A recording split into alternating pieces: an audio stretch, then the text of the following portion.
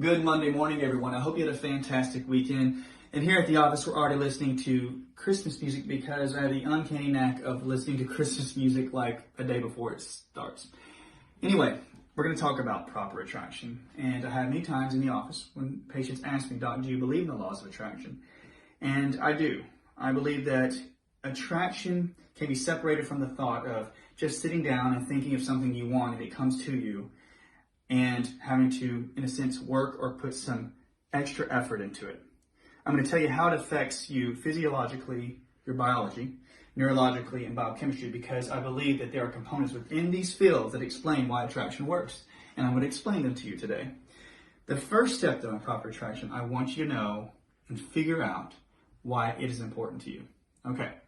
So attraction is a repetitive thought. We talked about the reticular activating system, where when you have a repetitive thought in your body, the RAS will grow nerve networks throughout your body, throughout your brain, that filters out what is important to you. When you think a thought enough, you start to perceive what you believe. All right?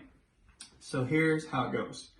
Say you want something in your life that hopefully builds you up, like a certain amount of money, a certain position, or a great relationship. Find out why it's important, and if it builds you up, you're on the right track.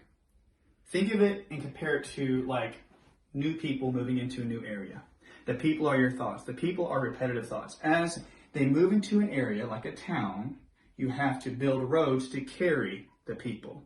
The more you think a thought, the more it lays groundwork, the more it lays the roads in your neurology. Get it? So you start with dirt roads. And then you think the thought more, and then it starts to turn to gravel. And if you really set your intention to it, and you really start to want something that builds you, it will start to turn to a paved road. So the pavement is the hard set wiring, the neurology in your body that carries the information or the attractive thought that is important to you. Now, I always advise my patients to differentiate. If a certain amount of money or position, like we just stated, is important to you, remember that it has to build you. Don't bring something that breaks you down. And this is why. Because your body is building biochemicals all day in response to the things you desire. If something is great for you, builds you up, you will build good chemicals. And you'll feel good when you think about it. And what does that do? It naturally tunes you in biochemically and neurologically to the people, places, and events that actually helps you to step towards your goal. You actually attract things to you, and you're attracted to them. So remember, it's not just sitting there and waiting for something to happen. When you do think a thought, you will actually move towards the goal. So there is steps in attraction, and it's not a lazy effort. It actually has to have a little bit of work behind it. So I hope this makes sense. You got to resist the negative thoughts that would break you down. I don't care how good something looks. If you really find out if it breaks you down, you realize it's not important to you. So the first step, what's important? What builds you? What brings you joy? What brings you gratitude? And what brings you Christmas cheer?